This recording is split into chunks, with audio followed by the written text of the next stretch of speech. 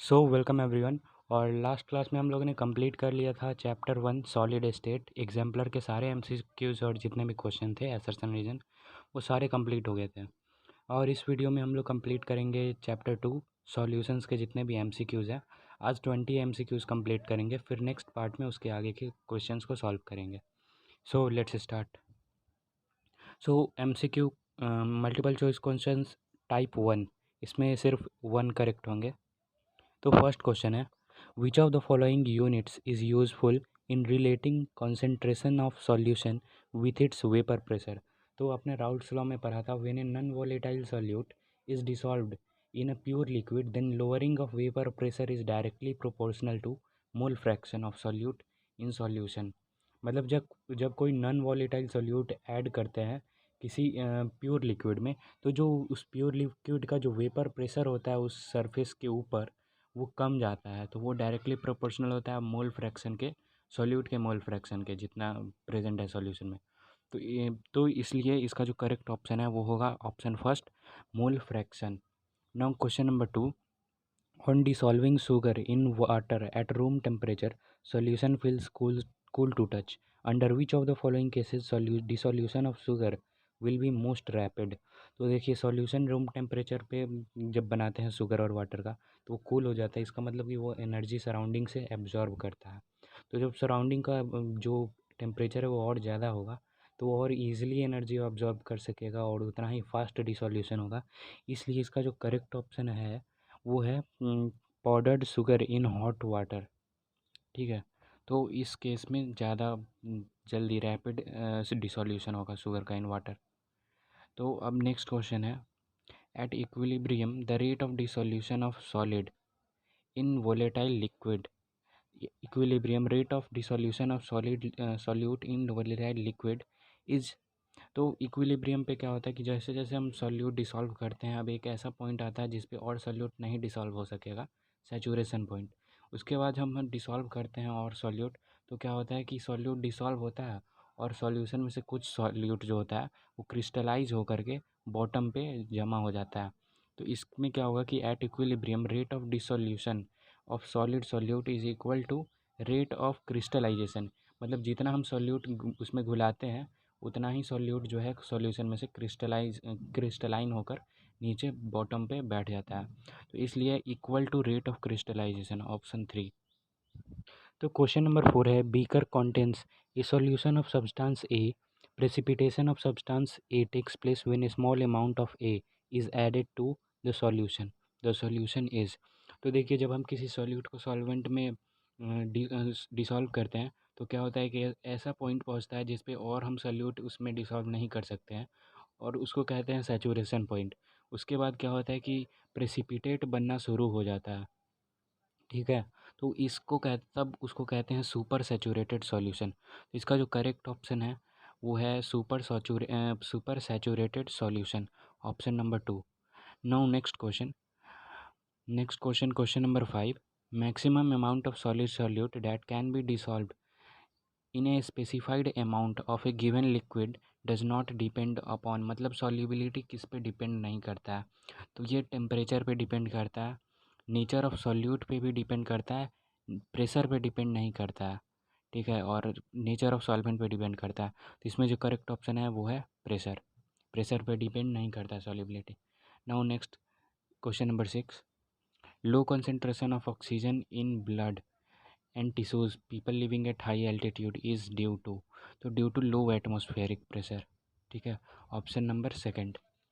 Now question number 7 which considering the formation of breaking and strength of hydrogen bond predict which of the following mixture will show positive deviation from Raoult's law। तो देखिए, positive deviation में क्या होता है कि जो vapour pressure जो है वो बढ़ जाता है। ठीक है, और बढ़ता क्यों है, क्योंकि मिक्सचर का जो बॉइलिंग पॉइंट होता है वो कम हो जाता है। ठीक है, बॉइलिंग पॉइंट अब क्यों होता है, तो देखिए जब ए और बी कोई का मिक्सचर हम बना रहे हैं, ठीक है, तो देखिए जब मिथेनॉल और एसीटोन में क्या है कि इसमें ए और बी में जो फोर्स है, ठीक है, ए और बी में वो ज़्यादा है क्योंकि यहाँ पे हाइड्रोजन बॉन्डिंग हो रहा है मिथेनॉल में। और इसके बाद जो ए बी का मिक्सचर जो बनेगा उसमें जो फोर्स होगा ए बी के बीच में वो लेस होगा। तो इसके कारण इसमें क्या होता है कि जो बॉइलिंग पॉइंट होता है वो डिक्रीज़ कर जाता है और वेपर प्रेशर और बढ़ जाता है, ठीक है। तो इसलिए और इसको कहते हैं पॉजिटिव डेविएशन। तो ये मिथेनॉल और एसीटोन के केस में पॉजिटिव डेविएशन देखा जाता है, ठीक है, क्योंकि इसमें हाइड्रोजन बॉन्डिंग होता है इनिशियली ए और बी के बीच में, और एसीटोन में बहुत कम होता है, ठीक है। और जो फाइनली ए बी जो मिक्सचर बनता है उसमें जो ये फोर्स होता है इंटरमॉलिक्यूलर, वो और कम होता है। इसके कारण बॉइलिंग पॉइंट कम जाता है और जल्दी ज़्यादा इवेपोरेट करता है, ज़्यादा वेपर बनता है और वेपर प्रेशर बढ़ जाता है, जिसके कारण इसको पॉजिटिव डेविएशन कहते हैं।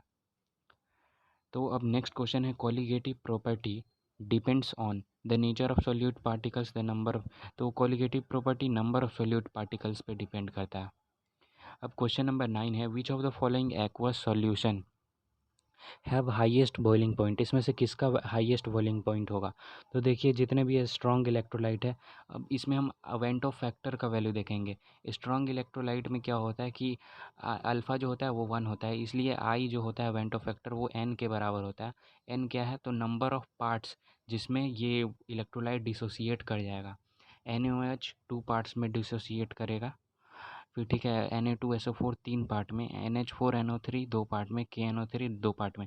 इसलिए यहाँ पे ये 3 पार्ट में, तो I इक्वल टू 3 Na2SO4 का, इसलिए हाईएस्ट बॉइलिंग पॉइंट इसका होगा सेकंड नंबर का, 1 मोल Na2SO4। अब है एबुलियोस्कोपिक कांस्टेंट का क्या होता है यूनिट। तो delta TB equal to KB into m होता है मोलैलिटी, ठीक है। Delta TB equal to KB into m. तो यहाँ से जब आप यूनिट निकालेंगे तो आएगा केल्विन केजी पर मोल, ठीक है, ऑप्शन ए। तो ये 10 कंप्लीट हो गया। अब नेक्स्ट क्वेश्चन है 11 नंबर। तो 11 नंबर है, in comparison to 0.01 mole solution of glucose the depression of freezing point of 0.01 MgCl2 solution is. Glucose है जो नॉन इलेक्ट्रोलाइट है, MgCl2 इलेक्ट्रोलाइट है, और इसका जो आई का वैल्यू है वो कितना 3 हो जाएगा, आई इक्वल टू 3। तो इसलिए इसका आई का वैल्यू 3 है, तो इसलिए इसका जो डिप्रेशन होगा वो 3 गुना ज़्यादा होगा ग्लूकोज के मुकाबले, ठीक है। इसका जो करेक्ट आंसर है वो है third number, about 3 times. Question number 12, an unripe mango is placed in concentrated salt solution to prepare pickles rival. तो कॉन्सेंट्रेटेड हम क्या करते हैं कि अचार बनाने के लिए कोई कच्चा आम को एक नमक और पानी के घोल में रख देते हैं, तो क्या होता है कि ये जो आम है वो लूज़ करता है वाटर ड्यू टू ओस्मोसिस के कारण ये क्या करता है कि वाटर लूज़ करता है। तो इसलिए जो इसका करेक्ट आंसर है वो है fourth number, it loses water due to osmosis. Next question, question number 13, at a given temperature osmotic pressure of concentrated solution of a substance is। तो किसी गिवन टेम्परेचर पे क्या होगा ऑस्मोटिक प्रेशर। तो वो क्या होता है कि डाइल्यूट सॉल्यूशन से ज़्यादा होता है, क्योंकि उसमें जो सॉल्यूट मॉलिक्यूल्स होते हैं डाइल्यूट में कम होता है, कॉन्सेंट्रेटेड में ज़्यादा होता है। तो इसलिए is option first is correct, is higher than that of a dilute solution at a given temperature. osmotic pressure of concentrated solution of a substance is higher than that at a dilute solution. Now question number 14, which of the following statements is false। तो first है, two different solutions of sucrose say of same molality prepared in different solvents will have same depression in freezing point। देखिए यहाँ पे दिया हुआ है कि दो डिफरेंट सॉल्वेंट है, ठीक है, और जो ये डिप्रेशन इन फ्रीजिंग पॉइंट जो है वो जो उसका जो कांस्टेंट है मोलल डिप्रेशन कांस्टेंट, वो नेचर ऑफ सॉल्वेंट पे भी डिपेंड करता है, तो इसलिए same depression in freezing point नहीं होगा, इसलिए फर्स्ट जो है ये फॉल्स है। और बाकी सब तो करेक्ट ही होगा। The osmotic pressure of solution is given by pi equal to CRT, सही है। Decreasing order of osmotic pressure 0.01 molar aqueous solution of barium chloride potassium chloride acetic acid sucrose is. तो देखिए बैरियम क्लोराइड अवेंटो फैक्टर 3 है, KCl का 2 है, तो इसलिए barium chloride का ज़्यादा होगा KCl से। और क्योंकि ये दोनों स्ट्रॉन्ग इलेक्ट्रोलाइट है तो ये, और ये वीक इलेक्ट्रोलाइट है CH3, तो ये इन दोनों के बाद आएगा। और सुक्रोज जो है वो नॉन इलेक्ट्रोलाइट है, तो इसका सबसे कम। अब according to Raoult's law the paper pressure exerted by a volatile component of solution directly proportional to mole fraction, सही है। तो अब है question number 15, the van't Hoff factor for KCl NaCl and K2SO4। तो जैसा कि बताएं कि ये सब स्ट्रॉन्ग इलेक्ट्रोलाइट है तो अल्फ़ा 1 होगा, I इक्वल टू N हो जाएगा इसलिए, ठीक है। तो यहाँ KCl का 2 हो जाएगा, NaCl का 2 हो जाएगा, K2SO4 का 3 हो जाएगा। N है नंबर ऑफ़ पार्ट्स जिसमें डिसोसिएट करेगा इलेक्ट्रोलाइट, ठीक है।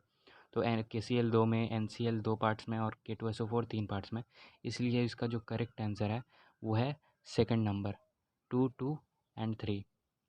तो 15 क्वेश्चंस कंप्लीट हो चुके हैं। अब नेक्स्ट है 16 number. 16, which of the following statement is false? Unit of atmospheric pressure and osmotic pressure are same, सही है। In reverse osmosis solvent molecules move through semi permeable membrane from low concentration to high. देखिए जो भी चीज़ move करता है वो हमेशा higher concentration से लो कॉन्सेंट्रेशन में मूव करता है। तो यहाँ पे देखिए lower concentration to higher concentration दिया है सॉल्वेंट मॉलिक्यूल्स का, जो कि गलत है। इसलिए सेकंड जो है वो फॉल्स स्टेटमेंट है। अब तीसरा है the value of molar depression constant depends on nature of solvent, सही है। Relative lowering of vapour pressure is dimensional less quantity. जितना भी रेशियो वाला चीज़ होता है, रिलेटिव है रेशियो वाला चीज़, वो सब डायमेंशन लेस क्वांटिटी होता है, तो ये भी सही है।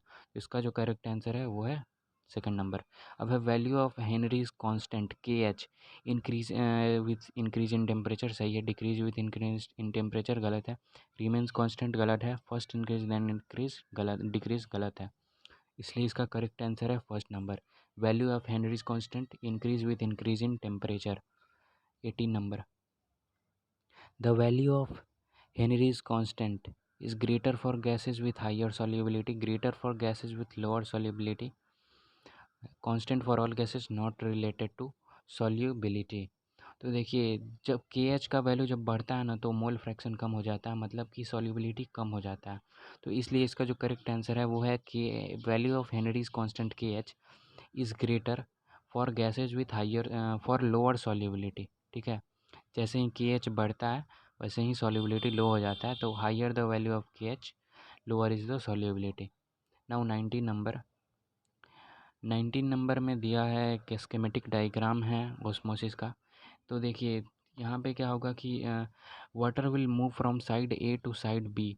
यहाँ पे A ब्लॉक में क्या है कि फ्रेश वाटर कॉन्सेंट्रेशन सॉल्वेंट का ज़्यादा है, ठीक है, और B में कॉन्सेंट्रेशन सॉल्वेंट का कम है। ये कॉन्सेंट्रेटेड सोडियम क्लोराइड है, सॉल्वेंट इसमें बहुत कम है, ठीक है। तो क्या होगा कि अब दिया हुआ है water will move from side A to side B if pressure lower than osmotic pressure is applied on being, जो कि गलत है। बी पर हम जब एस्मोटिक प्रेशर से ज़्यादा प्रेशर लगाएंगे तो जो फ्लो है वो B से A हो जाएगा। तो water will flow from side B to side A if greater than osmotic pressure is applied on piston B। तो ये वाला जो है ये करेक्ट है, सेकंड नंबर, ठीक है। Water will move from side B to side A if pressure greater than osmotic pressure is applied on piston B। Piston B पर हम जब ऑस्मोटिक प्रेशर से ज़्यादा प्रेशर लगाएंगे तो जो फ्लो होगा सॉल्वेंट का वो B से A हो जाएगा, ठीक है। मतलब लोअर कॉन्सेंट्रेशन से रिवर्स हो जाता है, इसलिए इसको कहते हैं रिवर्स ऑस्मोसिस।